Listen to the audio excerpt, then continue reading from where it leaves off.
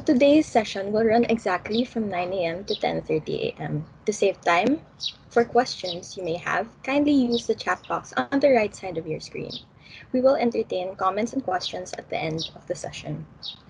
I would also just like to acknowledge the presence of our GTA President, Attorney Joey Achabe. Good morning po, sir. And also to acknowledge the presence of our GTA Medical Director, Doc Nancy Bermal, who made the session and all our other medical webinars possible. Doc Nancy. Yes, good morning. Good morning everyone. Kamusta po kayo? Sana high spirits pa rin tayo at nasa sa loob natin yung pag-iingat no, laban dito sa SARS-CoV-2 virus. So for this morning, we're so fortunate to have another expert no, in Unilab who will share with us her expertise no, as an OB-GYN on women's hormones. So personally, no, I would like to thank Dr. Carly for accepting our invite to share with the GTA, yung grupong Tamang Alaga, enablers and field force, and some enablers, no, yung Aura, yung BDG, to be with us this morning and share. I think this is also a very important topic. We thought about this topic kasi this month is Women's Month, di ba? Go, go, go tayo mga kababaihan. So I hope everyone can appreciate no, this topic that we have prepared for you. And I also hope that there will be active participation from the group, similar to our previous webinar. So, samantalahin natin si Doc Carly, no? Tanungin natin ano ba nangyayari sa ating mga hormones. May relationship ba yan kung bakit minsan moody tayo o minsan parang ang init ng pakiramdam natin, especially if nandun ka na towards the 40ish to the 50ish. No? So, sa mga males, this is also for you kasi hindi lang naman babae yung nagkakaroon ng hormonal changes, or maybe if not personally for you, for your wife, no, you try to understand them, yung kanilang mga mood swings or yung kanyang mga nangyayari sa amin, no, sa hormones namin as we age, no. So para din sa inyong mga kapatid or nanay. So we will try to understand each other. Kasi yung mga nangyayari sa atin, hindi lang naman yan dahil sa epekto ng COVID, no? So yung pala, meron ng something going on in our body. So for now, I would like to invite you to listen and participate. Put down your questions in the chat box. Pero gustong-gusto ko sabihin sa inyo, mag-ingat po tayong lahat. No? Avoid going out. Just go out for necessary activities talaga. Stay home. And please follow all the infection prevention and control measures na palagi nating pinapaalala sa isa't isa. So totoo po, madaming nagkaka-COVID ngayon sa ating mga kasamahan sa Unilab, no, ating mga kapamilya. So mag-ingat po tayong lahat. So for now, just sit back, relax, pakinggan natin no, itong magiging lecture natin on women's hormones. Yeah, thanks Candice. Back to you. Thank you for that wonderful message, Doc Nancy. I'm sure everyone is really excited for this webinar today. And with that, let us now proceed with today's session. That is very timely as we are currently on Women's Month, Women's Hormones. Our speaker for today is Doc Carrie Pacheco Purongganan. Doc Carrie is actually the Medical Director of BioFem. And without further delay, I would now welcome and give the floor to Doc Carrie. Doc Carrie.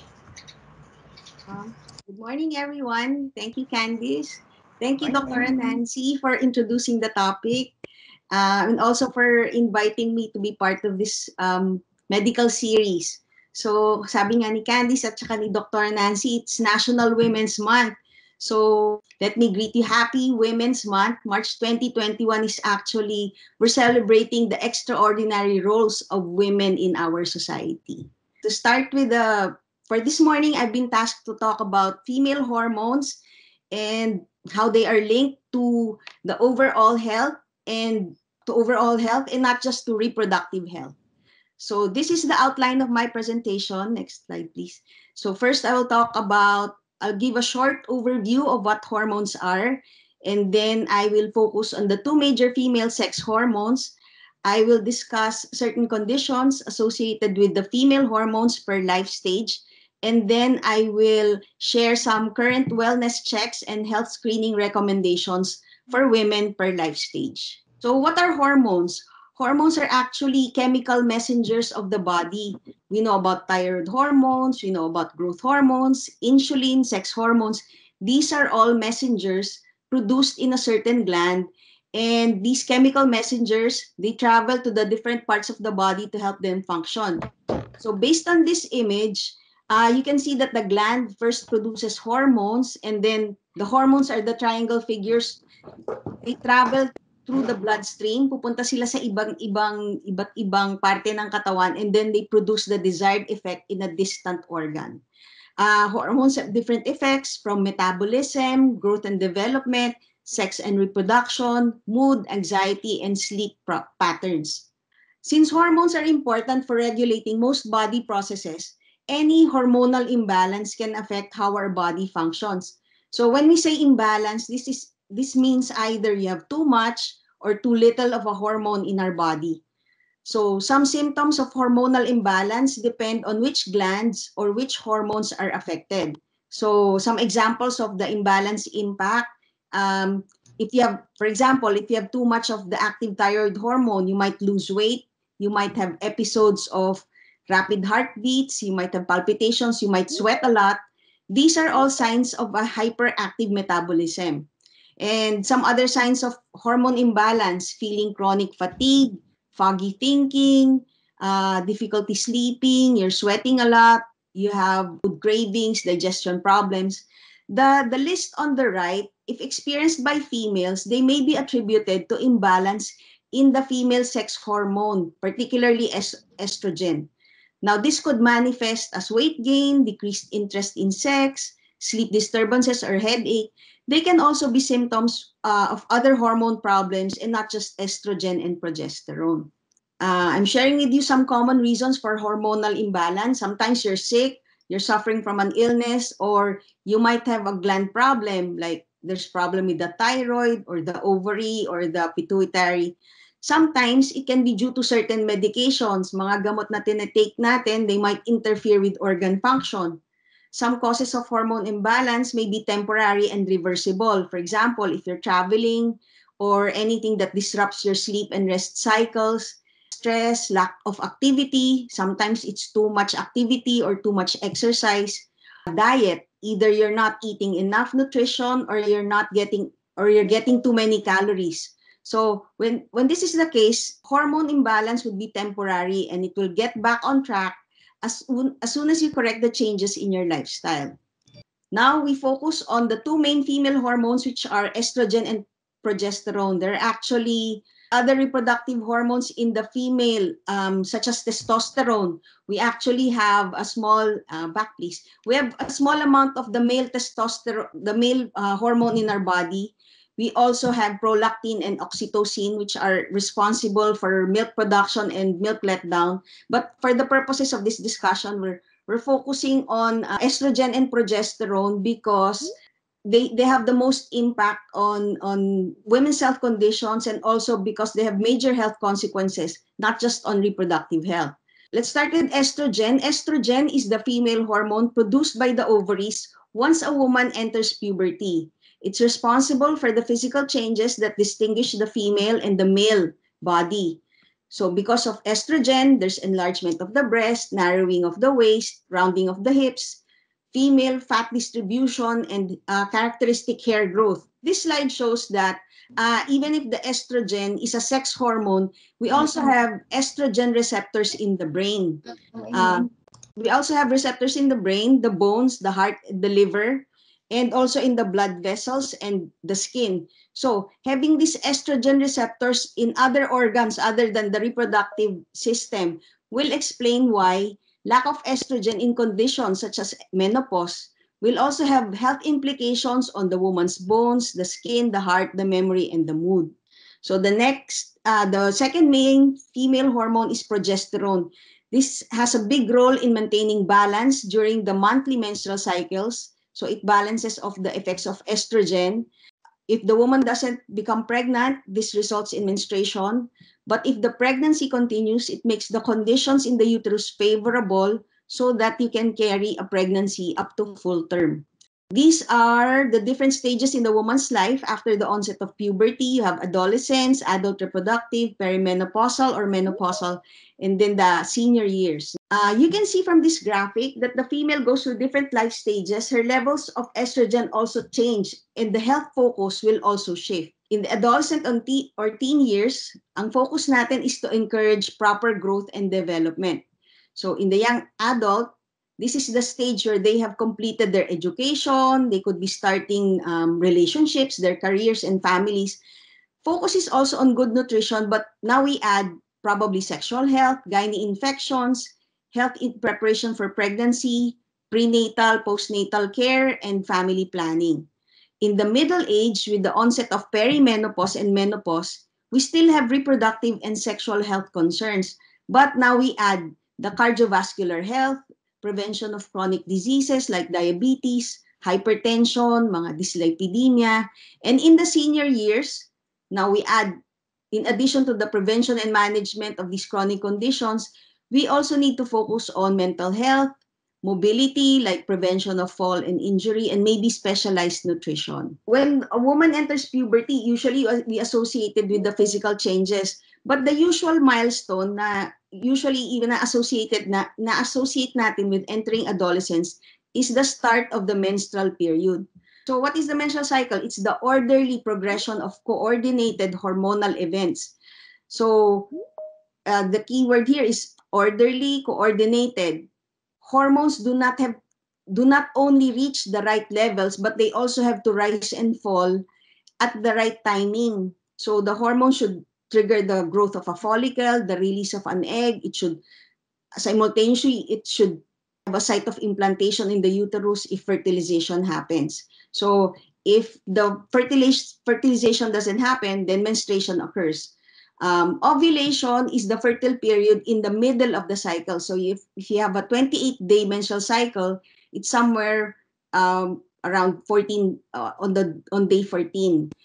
This is triggered by another hormone from the brain, the luteinizing hormone. Once the egg is released during the fertile period, it travels through the fallopian tube. It will meet the sperm for fertilization, and it will be implanted in the uterus. Now, this is it's a bit busy, this slide, but it just shows you that it's very important to have the timing in the rise and fall in the hormones. It shows you the coordinated events that are happening. The top portion is what happens in the brain. The middle one is what happens in the ovaries, and the bottom part shows you what happens in the lining of the uterus. So everything has to be coordinated. The rise and fall of the hormones should be at the right time and also at the right levels to have a normal menstrual cycle. Now, these are some of the conditions that we associated with the menstrual periods. So you'll see here, this is an international paper, but there's specific data on the Philippines, and it shows that dysmenorrhea or painful menstruation is actually the most common menstrual disorder reported. And then this is followed by irregular menses, heavy bleeding, or intermenstrual bleeding. So some more details. Dysmenorrhea, it's the most common symptom experienced by women in relation to their menstrual cycles. Some women, they can tolerate it. For some, it can be so severe, it can lead to absenteeism. It keeps them from going to school or from going to work and might require medication. Endometriosis is a condition that is a common cause of dysmenorrhea. This is where the tissue that lines the inside of the uterus tends to grow outside of the uterus. So it implants in the abdomen. That's why it causes pain during the menstrual cycle. Sometimes it can cause adhesion in the colon or maybe in the ovary. Sometimes it can cause infertility. So the most common symptom for both would be pain. What we usually give would be NSAIDs like ibuprofen or mefenamic acid. For dysmenorrhea, sometimes we give an added antispasmodic. Sometimes we give hormonal treatment if it's really severe. Other menstrual irregularities. Always remember that the only times when it is normal not to have your period is before puberty, during pregnancy, and during menopause. So when a woman starts to have regular menstrual periods, it is not normal to miss the menses unless she is pregnant or menopausal. Other irregularities, there's oligomenorrhea, when there's little to little amount of blood flow, or maybe too long intervals between the periods. So normally you expect it monthly, but if it occurs every 3 or 5 months, that's too infrequent. We also call it oligomenorrhea. Abnormal uterine bleeding, sometimes you have excessive bleeding, excessive blood flow, or it could be prolonged. And this could lead to significant blood loss and iron deficiency anemia. For these cases, sometimes you give hormone solutions, either estrogen or progesterone or combination. Sometimes you also give iron supplements. So if the patient seems to be losing too much blood and at risk for iron deficiency anemia. So another common hormone imbalance we see in reproductive age women is what we call PCOS, or polycystic ovarian syndrome. So you'll see on the ultrasound that the little black circles that's lining the ovary. Normally, what we want to see is only one growing follicle that will release an egg per month. So for PCOS, you see many unruptured follicles in this ultrasound. And this is what we call the classic string of pearl image. It is a syndrome because it's a combination of many other conditions. It's not just polycystic ovaries. It's also accompanied by irregular menses. The woman could be infertile. The woman could have insulin resistance or type 2 diabetes. So other signs of PCOS are acne, obesity, and hirsutism. Sometimes when a patient comes to us for consultations, she says she has trouble with her menses, or she says she finds it difficult to get pregnant. And when we see physically she's overweight, she might have acne, maybe signs of facial hair, then we start to suspect PCOS even before doing the ultrasound or before the blood results come out. The basic management is usually lifestyle modification.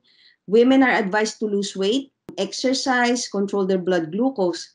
So for PCOS, sometimes even 10% weight loss can bring about dramatic results, and it's enough para ma-regulate na yung kanilang irregular cycles.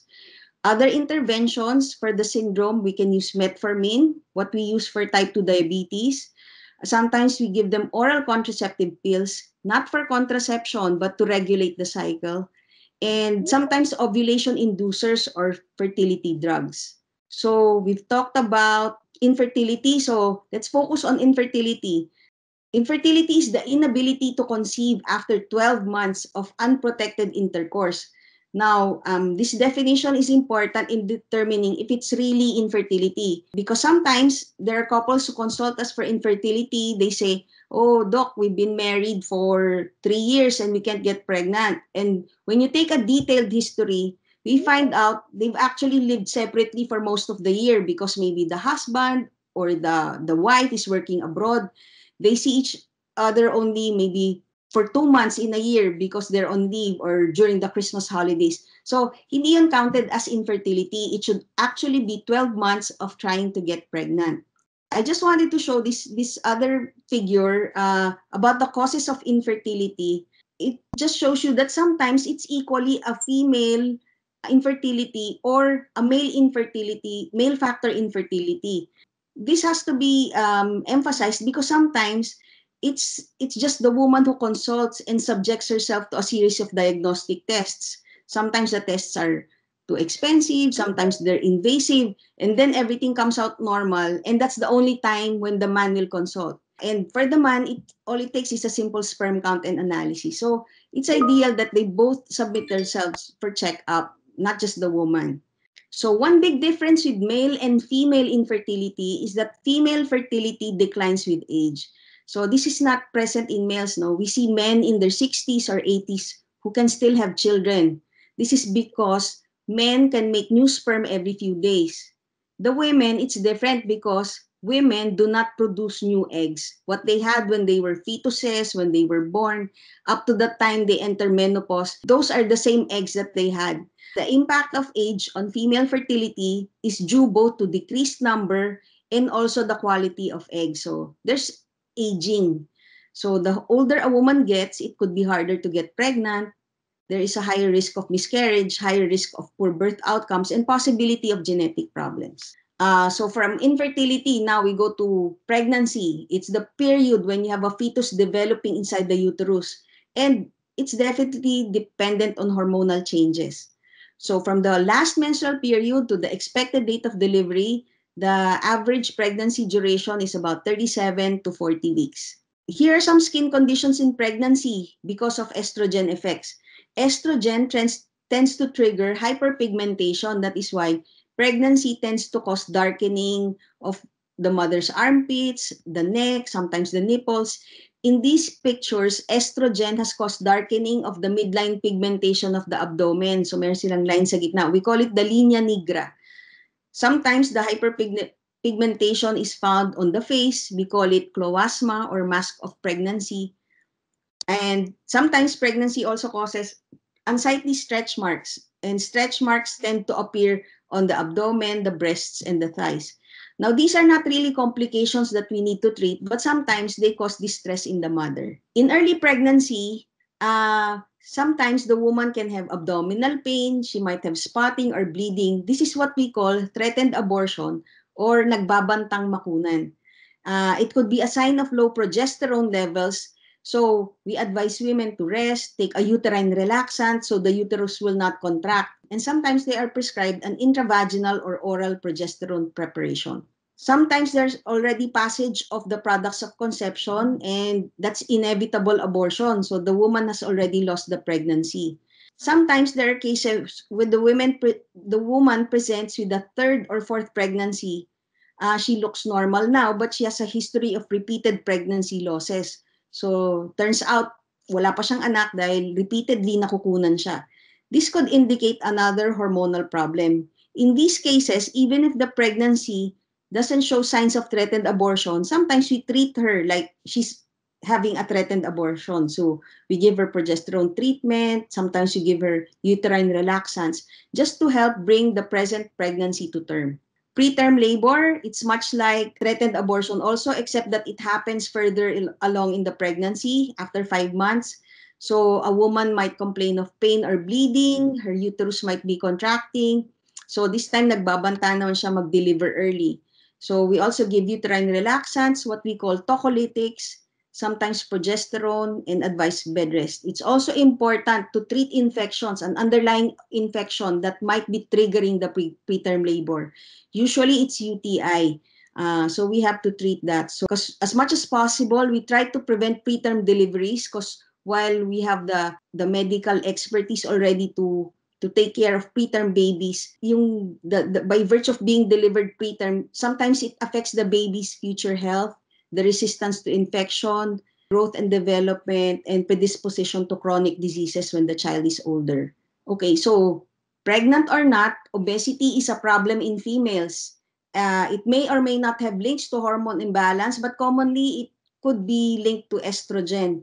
So it is said that most females are on some form of diet for the majority of their adult life. I don't know if that's true. So the hormonal link to obesity is showed by studies, is supported by studies that estrogen fluctuation seems to affect the development of obesity. Example, during the menstrual cycle, the fluctuations on estrogen affect our diet, our cravings, our activity, and also how we use up the energy. During pregnancy, it's also responsible for women developing obesity. Women gain weight during pregnancy. We retain that additional weight after delivery. And then after this, it's compounded when we fail to lose that weight and then we go on to have other pregnancies. At the age of 40 and around perimenopause, the average woman loses more muscle and gains more fat. So the estrogen begins depositing fat to the lower part of the body. Fat distribution shifts from arms and legs to the abdomen. Sometimes it makes the women appear apple-shaped or pear-shaped, and this could increase her health risk. These next two slides are just statistics, Philippine statistics, but this is also true for other countries, that obesity is more prevalent in females than in males. So regardless of the age group, 20s, 40s, 70s, and up, it's more common in females. Next, regardless of socioeconomic status, urbanization, or educational attainment, obesity is also more prevalent in females. So when a woman has completed her reproductive plans, maybe she is established in her career, she now has to deal with perimenopause and menopause. Menopause is when the menstrual period stopped for 12 months because her eggs have been depleted and her hormones have gone down or completely disappeared. This could also happen at a younger age when a woman has had surgical removal of her ovaries, so she has no hormones anymore. But surgical or natural, it marks the end of the woman's fertility. The hallmark symptom is actually the hot flush, or what we call the vasomotor episode. Perimenopause are the years leading up to menopause. So maybe the menses have not completely stopped, but she has the symptoms already. It could be as fast as 1 or 2 years, but the transition could take as long as 7 to 10 years. This menopause is not a disease. It's generally we consider it as a natural phase in the woman's life. But this slide just tries to show you why we need to manage it well and why women have to improve their quality of life after menopause. So life expectancy in the early 1800s, women reach only they live to about 40 years of age. And then in the early 1900s hanggang 50, and they don't even reach the age of menopause. But now, because of better healthcare and interventions, life expectancy is up to 80 years old and 90 even. Age of menopause remains the same. It's still at around 50 years. Women are living longer. They're living a good part of their lives in menopause. So we need to manage the risk for chronic disease and we need to improve their quality of life. So some consequences of menopause. Remember earlier I showed you that estrogen receptors are present even in non-reproductive organs like the brain, the bones, the heart, and the liver. So that's the reason why we have other signs and symptoms of menopause that are in these organs. Symptoms of menopause could be irritability, mood swings. In severe cases, it could manifest as depression. The causes of sexual dysfunction is multifactorial. It could be physical discomfort because now the woman experiences vaginal dryness. She might be prone to vaginal infection. This could be compounded by changes in mood or even depression. Other consequences of menopause could be osteoporosis, cardiovascular disease, dryness in the vagina or in the urinary tract, and vaginal infections. This study shows that women with moderate to severe vasomotor symptoms are more prone to develop moderate to severe depressive symptoms. So there's a link for developing depression. Now, you might think maybe being Asian or Filipinos, culturally, we have an extended family. Women are more resilient, happy, and matiisin. So maybe depression will not be a major problem, but let's consider mood swings. Even without depression, mood swings and irritability can be a problem. This is brought about by fluctuating estrogen levels and also fluctuation of serotonin. This is a chemical from the brain that regulates mood. So you have erratic hormones. This is compounded by stress, fatigue, sleeplessness, and your fluctuating serotonin or brain chemical. And this is a potent formula for mood swings. How do we deal with mood swings? What are the interventions? You avoid caffeine, alcohol, and spicy foods just to avoid the episodes of hot flashes. You try to eat a balanced diet. Exercise, because exercise can produce good chemicals for brain chemicals for better sleep and mood. We try to get more sleep and rest and find ways to deal with stress.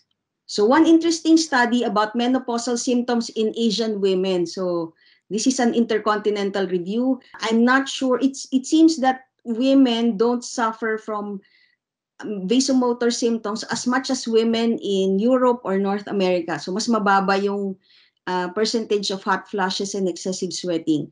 I'm not sure if it's because we're living in a tropical country, mas sanay tayo sa mainit. Some experts attribute this to the diet, the Asian diet. They think eating soya-based foods will give you phytoestrogen and it helps alleviate vasomotor symptoms. The same study shows, so this one is looking at myalgia or arthralgia, that's muscle pain and joint pain. So more Asian women complain more of somatic symptoms, mga body pains linked to menopause. In another study, looking at the quality of life, it showed that the dominant symptoms in Asian women were, so for example, Japan, it's shoulder stiffness, hand joint pain in Korea, backache and tiredness in Taiwan, headache was more associated with menopause in the Philippines. And then the next prevalent symptoms are vaginal symptoms such as dryness, discomfort, itching, dyspareunia, or what we call painful intercourse. So vulvovaginal infections may be present in any life stage, but it tends to be more common or severe in the menopausal woman because of the loss of estrogen. So this is because the vaginal walls are thinner, it's drier, there is less lubrication, the vagina is more prone to irritation and more prone to infections. Now, the most common types of vaginitis are due to bacterial causes, fungal infections, and trichomoniasis, which is a protozoa. Another consequence of menopause would be osteoporosis. This is decrease in bone density. So the bone mass is decreased, making it more porous and more prone to fracture. So sometimes osteoporosis is so severe, something as simple as turning a doorknob or leaning on your elbow can cause a fracture. Again, we know that estrogens are present on the women's bone. So on menopause, bumababa talaga yung bone density of women. And this is more common in females than males. Some prevention and treatment measures include risk factor modification. You want to, example, you clear household clutter or avoid pets to prevent falls. You avoid smoking and alcohol. You take calcium and vitamin D supplements. You do weight-bearing exercises to build bone and muscle strength and improve balance. Now, sometimes you need drugs for decreased bone mass. This includes hormone replacement therapy. It could be bisphosphonates and other anti-resorptive drugs, mga injectables. Once a woman reaches the age of 50, which is about the age of natural menopause, the risk for heart disease increases. Risk for heart disease is higher when you have other compounding risk factors like diabetes, smoking, high blood pressure, dyslipidemia, obesity, sedentary lifestyle, and family history of heart disease. Now, how is heart disease associated with menopause? It seems that estrogen is cardioprotective. It helps keep the woman has estrogen, it keeps her cholesterol levels low. It prevents the coronaries from building up plaque. It lowers the risk for forming clots that could lead to a stroke. That's why all these risk factors go up once the woman enters menopause. After discussing the health issues, now we talk about the wellness checkup. Male or female, we should have a wellness checkup so the doctor can do a physical, take a complete history, assess for health risk, and perform screening tests. Now, screening tests are done to identify conditions which you did not know that you have. So sometimes a screening test can be as simple as taking your blood pressure, even if you think you're not hypertensive. So other forms of screening could be blood tests, it could be imaging tests like ultrasound or x-ray. What do we advise for adolescents and teens? We don't usually recommend regular checkups. Maybe for their pediatricians, they go to their pediatricians regularly. They can complete their vaccinations, they update their records because of school requirements. But with regards to women's health conditions and other cardiometabolic conditions, there are no specific recommendations yet except two things. Eat a healthy diet because growth and development are rapid and really important at this stage. It promotes good mood and they get enough energy to go about their daily activities. We also encourage them to exercise to improve the mood, to balance their hormones, build muscle, and minimize obesity. One recommendation that healthcare providers should note is that when the teen does need to go for whatever condition, when she goes for a consultation, the American College of Obstetricians and Gynecologists, they recommend that they use the menstrual period as a vital sign. So the way that doctors now take blood pressure or temperature or pulse rate, they should also ask a young female about the menstrual period because it can help identify other health concerns. Maybe the risk for anemia, they might be able to identify blood clotting problems, thyroid or pituitary disease. So use the menstrual period as a vital sign. The ACOG also recommends that teens be assisted in transitioning from a pediatrician to adult care provider.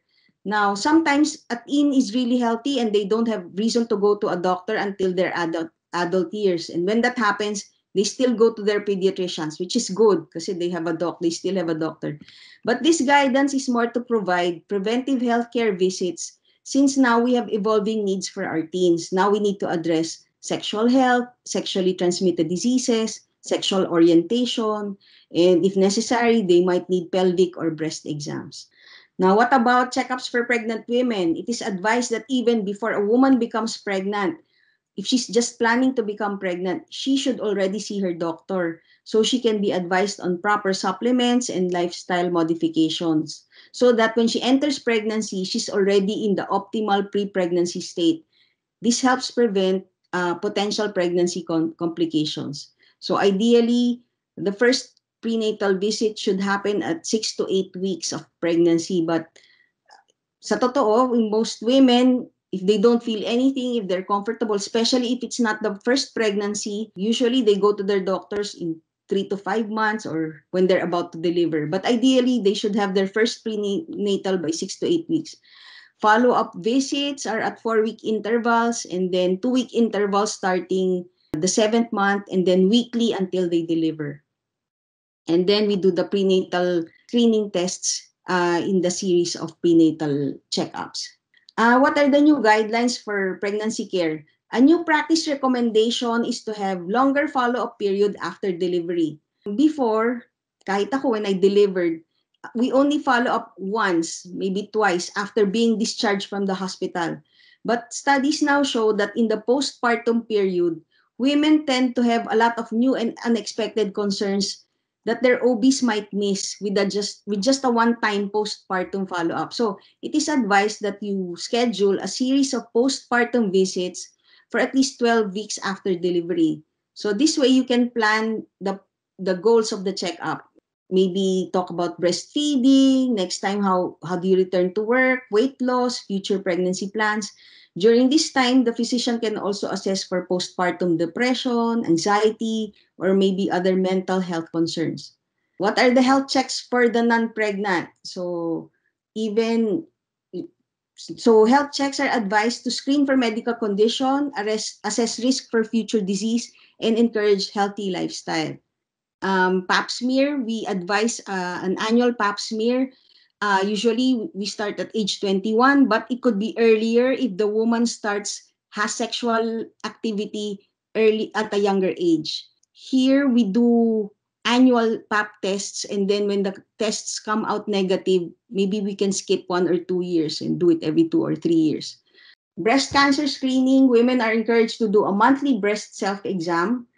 So based on the figure, if you can see, you do an examination, you look at the mirror, see if there's any skin changes, if there's any dimpling, if there's any discharge, and then try to palpate all areas of the breast up to the area of the armpit, standing up and lying down. Screening mammogram is not recommended for most women under 40, but if you have a family history, someone in the family who had breast cancer, consider yearly mammograms. They should begin earlier than the age at which the youngest family member was diagnosed. Bone density checks, we do this for usually women in their 60s, unless we do it earlier, and we do it earlier if the patient has risk factors for osteoporosis like family history, she's thin, she went into early menopause, she's on long-term use of steroids because it can accelerate bone loss, or physically she has a spinal deformity, she has a stoop posture, she had a previous fracture. Then you might screen for bone density earlier. Then we also screen for cardiometabolic risk. If your blood pressure is normal, have it checked at least once every 2 years. Starting at age 18, adults should be screened for obesity. So it's calculation only of BMI. So if you're 20 or older, check your cholesterol and lipid levels at least once every 5 years.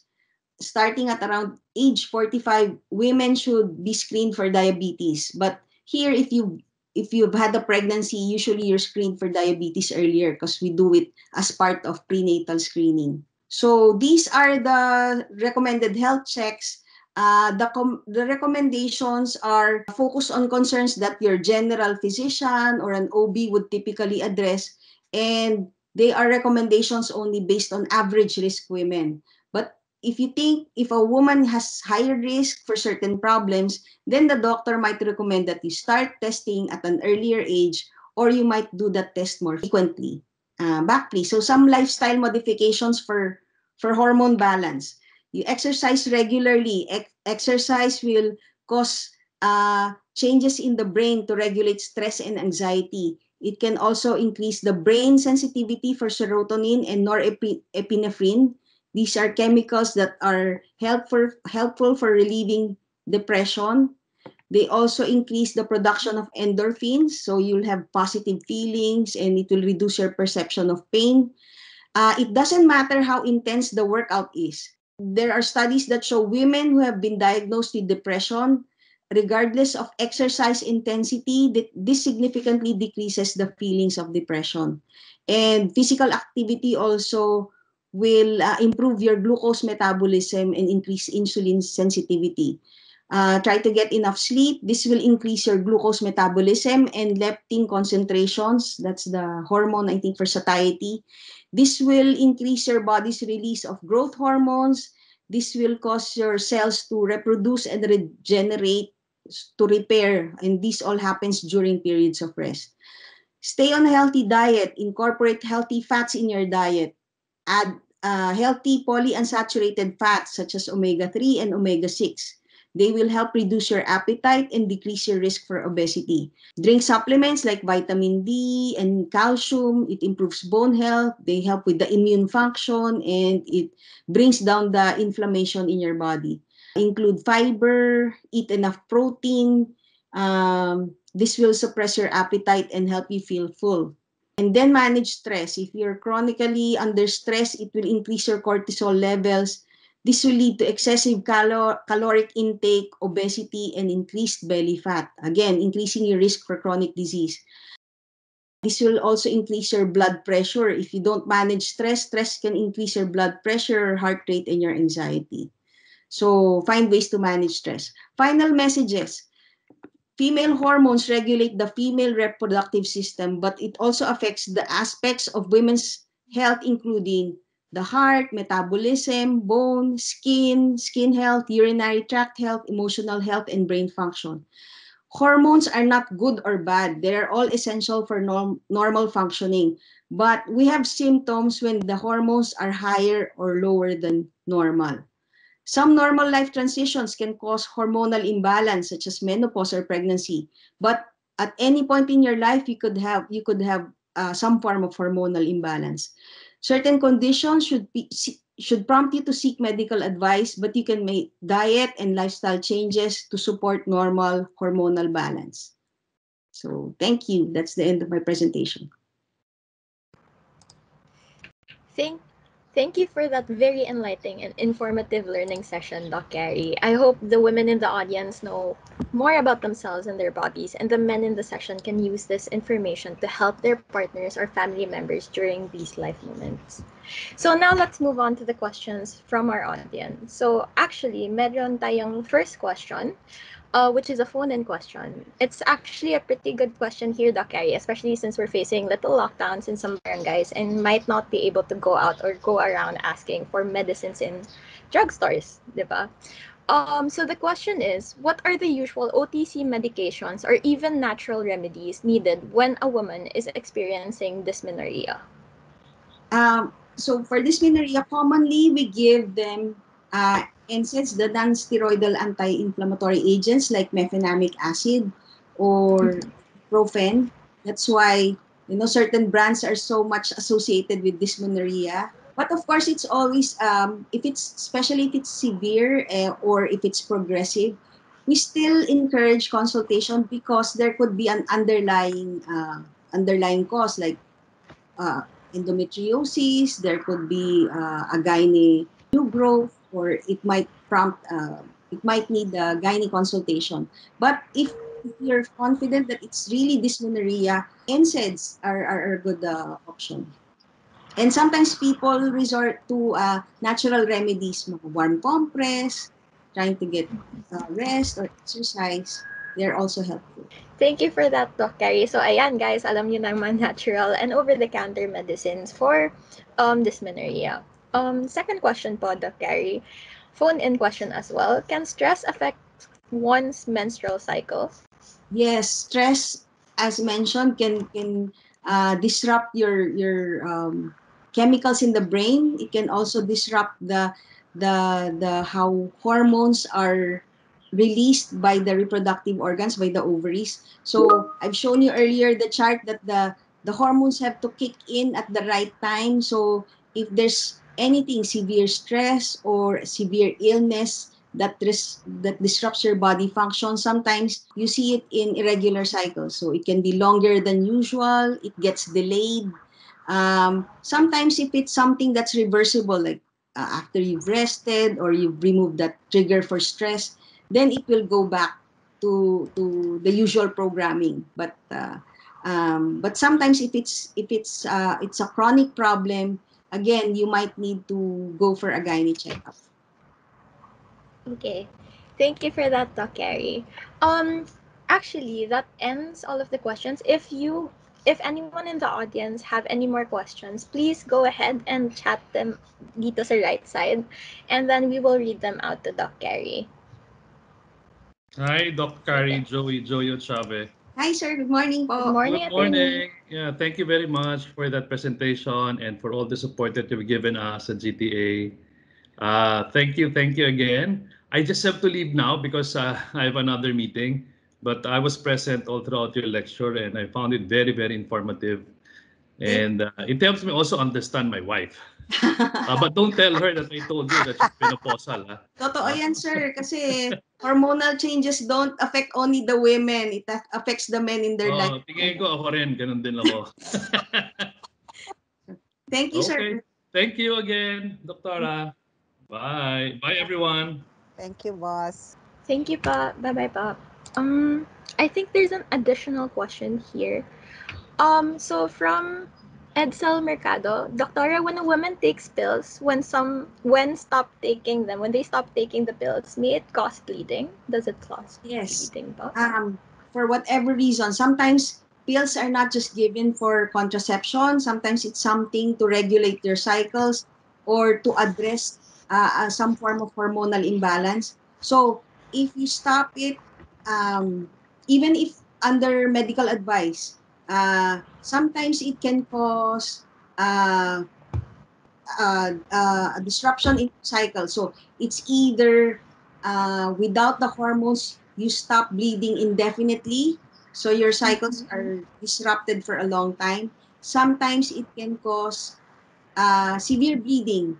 So there's no uniform reaction. All the reactions of different women are all different.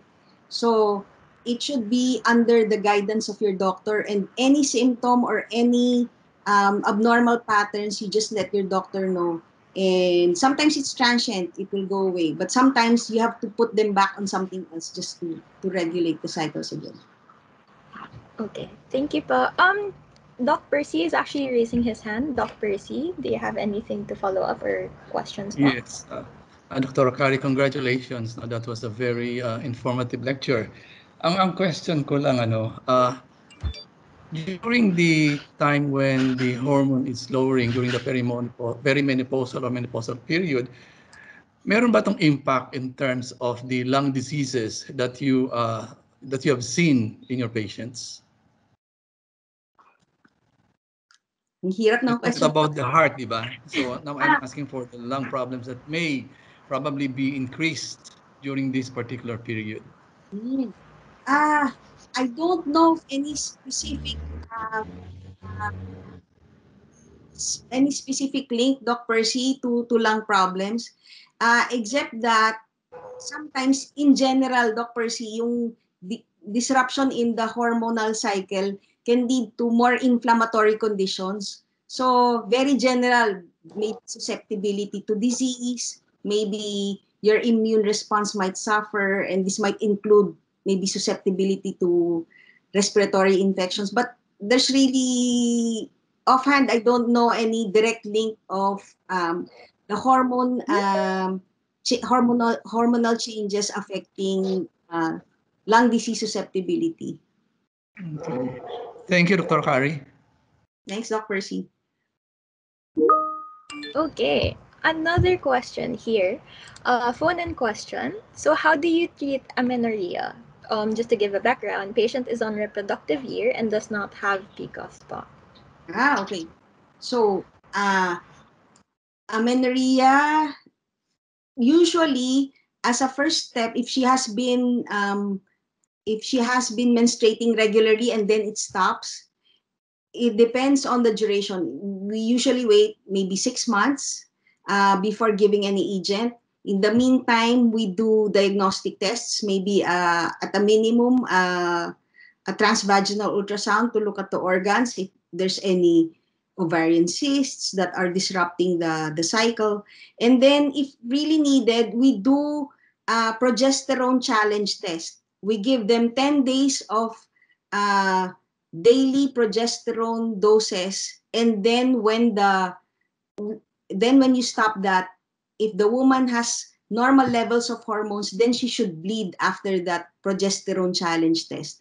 If the progesterone challenge test does not trigger any bleeding, then it warrants further investigation to look why your hormones are not being triggered properly. So further investigation if it doesn't respond to a progesterone challenge test. Thank you, Doc Carrie.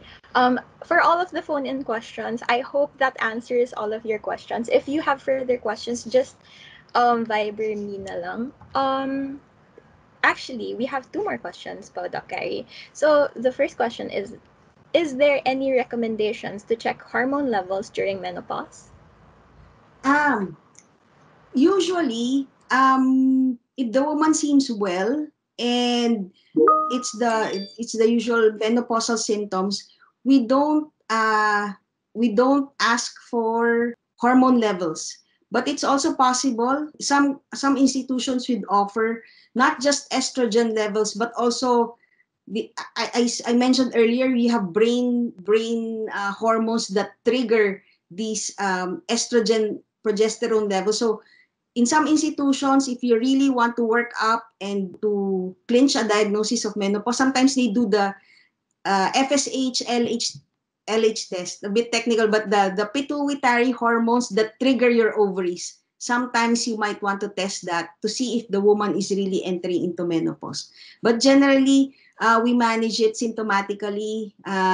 If clinically there doesn't seem to be any problem, sometimes you don't go through that technical, diagnostic procedure of determining if it's really menopause. Okay.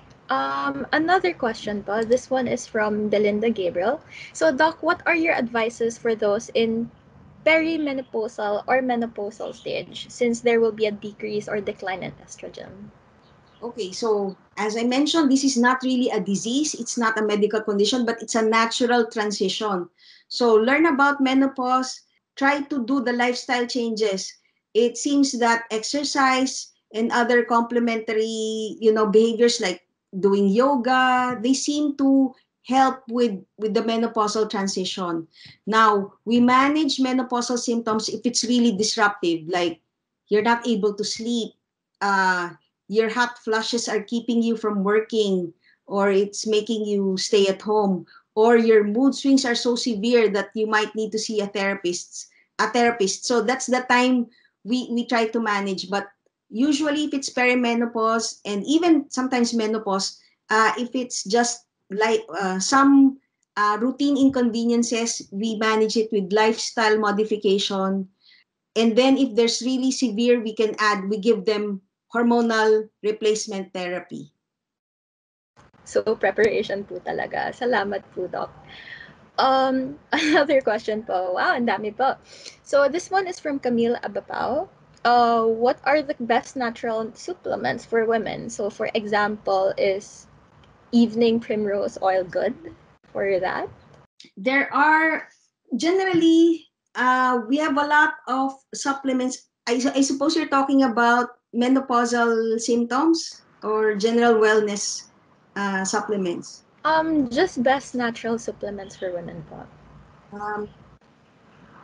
Natural supplements for women, there's really no specific ideal supplement for women. It's the same as men. So if you're gonna benefit from calcium, vitamin D, it's all the same, except that in certain stages of a woman's life, maybe when you're older, you might need a higher dose of calcium for your osteoporosis. The natural supplements, there are not enough studies. So there's some products out there like evening primrose. In some countries, that's very popular. But there is a scientific basis, but there are not enough clinicals to support or to generate a recommendation.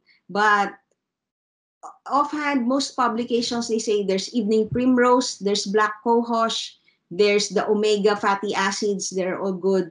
And then your vitamin and mineral supplements, they should benefit your wellness goals, your health goals. Thank you for that. I hope that answers your question, Camille. And then we have one more question. So, if the patient responded to first progesterone challenge test, but after the menstrual cycle, patient did not achieve any normal menstrual cycle, what did you advise? Oh, it depends. That would warrant a full gynae workup. So you can't just give hormones because you just can't give them without checking your ovaries, your uterus first, because that might trigger a hormonal response. Like it could thicken your hormones can thicken your uterus. That could be a risk for endometrial cancer. If you have a hormonally responsive cyst in the ovary, so instead of disappearing, it might grow bigger. Or so you have to have, before continuing with the medications or even starting medications, you have to have imaging, maybe blood tests if necessary. So you do the full gynae checkup just to make sure that when you give the new drugs that you might need, like if you need more hormones to regulate the cycle, you're not triggering any underlying disease there in the reproductive system or in other parts of the body. So a full checkup muna before we start looking at the oral solutions or therapeutic solutions. Thank you po, Doc. So, ayan, I hope everyone's questions got answered. If meron pa, please go ahead dito sa chat box. So far, wala naman ako nakikita. Sige. Sige, let's give them a few more minutes for additional questions if they have some.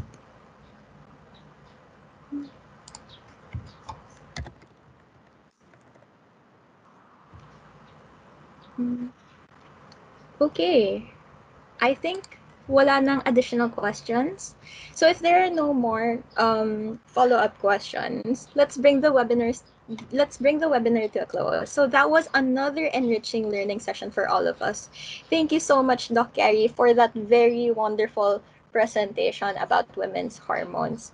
We would like to thank everyone for taking time and attending our webinar today. On behalf of Sir Joey, the GTA Academy, and Unilab Corporate IT, we wish you a nice day. Bye, everyone. Thank you. Thank you, everyone. Thanks, Doc Carrie. Thank you, Doc Carrie. Thank Thanks, you. Candice. Candice, thank you. Good job. Thanks, everyone. Thank you. Congrats, Doc Carrie.